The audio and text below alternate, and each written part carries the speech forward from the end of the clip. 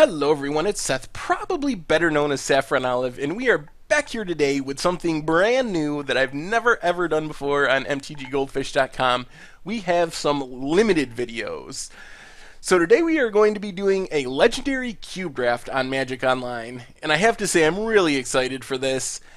I love all formats of Magic, standard, modern, legacy, Momir. If it's Magic, I enjoy it. But I would have to say, if I was going to be stranded on a desert island for the rest of my life and only had one format of Magic I could play, I would definitely, without a doubt, pick Cube. It is so fun. For me, it is the best experience in all of Magic is Cube drafting.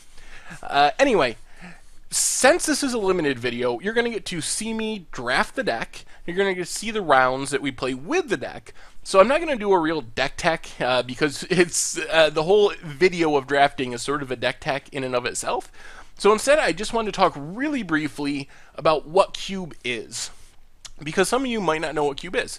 So Cube is a limited format, exactly like Battle for Zendikar Limited, for example. At the start of the draft, you get 3 packs with 15 cards. You'll open those packs, pick a card, pass it around. In the end, you'll have a 40-card deck, and then you'll battle through some matches with it. The thing that makes Cube unique is where the cards come from. In Battle for Zendikar, you know when you open a pack, all the cards are going to be from Battle for Zendikar. Well, cubes are their own sets, and they contain 500, 700 cards, somewhere in that range, depending on the cube. Some are less. And these cards come from across the entire history of Magic. They can have cards all the way back from Alpha up to cards from Battle for Zendikar. The only limitation are the limitations that the cube's builder puts on it. So in that way, a cube, and you can build your own cubes in paper as well. There are many people out there that have their own cubes. It's kind of like an EDH deck where a cube is a reflection of its owner and of its creator, a reflection of their personality and how they enjoy playing the game. So it's kind of this creative experience, I guess, designing and maintaining a cube. When a new set comes out, you got to figure out if you want to put any new cards in and what those cards would replace. So instead of being set in stone like Battle for Zendikar, where you know exactly what cards are in the set and can come out of the pack, with Cube you never really know. So Legendary Cube has cards from across Magic's whole history, but it's what you'd call a theme cube. And the theme of Legendary Cube is legendary creatures. Every single creature in the cube is a legend.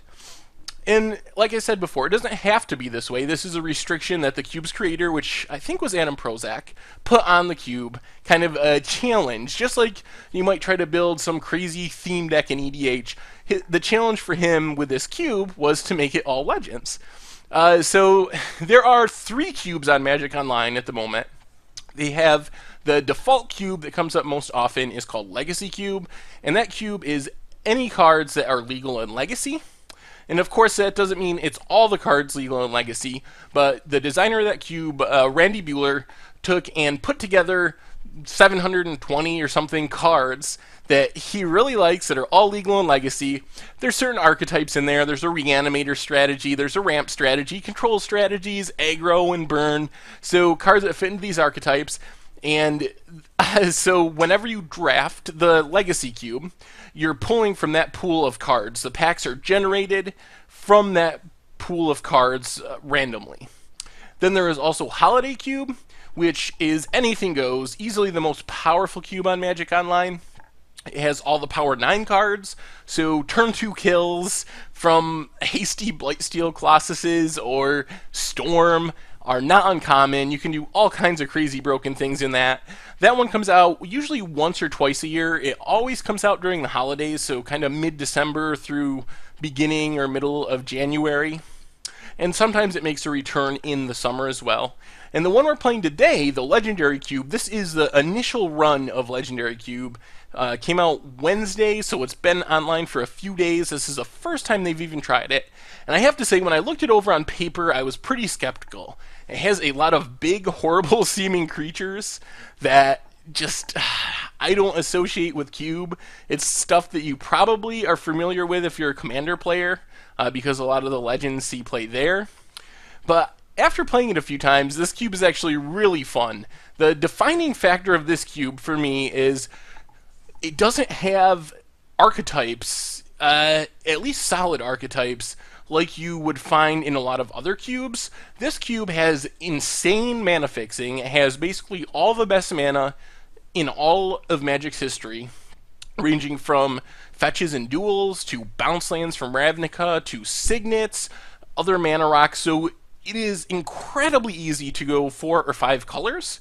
So how this cube works out actually a lot of times is you're playing, not only you but your opponents are playing 3, 4, 5 color decks that are just full of these big haymakers that aren't really competitive staples, but they're really powerful for what they do. And this includes the spells too. It has a lot of really big, flashy spells. Praetor's Council and Cruel Ultimatum, these 8, 9, 10 mana spells. So how these games work out a lot of times, since everything is so expensive, there's not really an aggro deck, there's not many counter spells, so there's not really a control deck, and there's not any land destruction. So basically both players just kind of do nothing a lot of times the first 3 or 4 turns of the game, except to develop their board, develop their mana base with signets, other mana rocks, bounce lands, and then on turns like 5 and 6, it's just haymaker after haymaker, huge card draw spells, all these huge, and you kind of see who is left standing at the end of this just massive fight of 8 and 9 and 10 mana spells. And that's about what I expected when I looked over the cube list. But what I didn't expect is how fun it actually is. I've been having a blast playing it, and as you'll see in this draft, some crazy, crazy things happen. Oh, I'm so glad that this is a draft I filmed, because I think it's very entertaining, and just the stuff that happens in it is pretty unique. So anyway, that is what we're doing today. Cube draft time. Make sure if you have any questions about cube drafting, leave them in the comments. I will get back to you. And if you enjoy the videos, make sure to subscribe to the YouTube channel to stay up on all the latest and greatest. Finally, make sure to check out mtggoldfish.com. That's where the articles are for this deck and all my other articles, tons of other great content, decks, prices, the metagame strategy, pretty much everything and anything you could want related to Magic the Gathering. Anyway, thank you all for watching, and I will talk to you soon.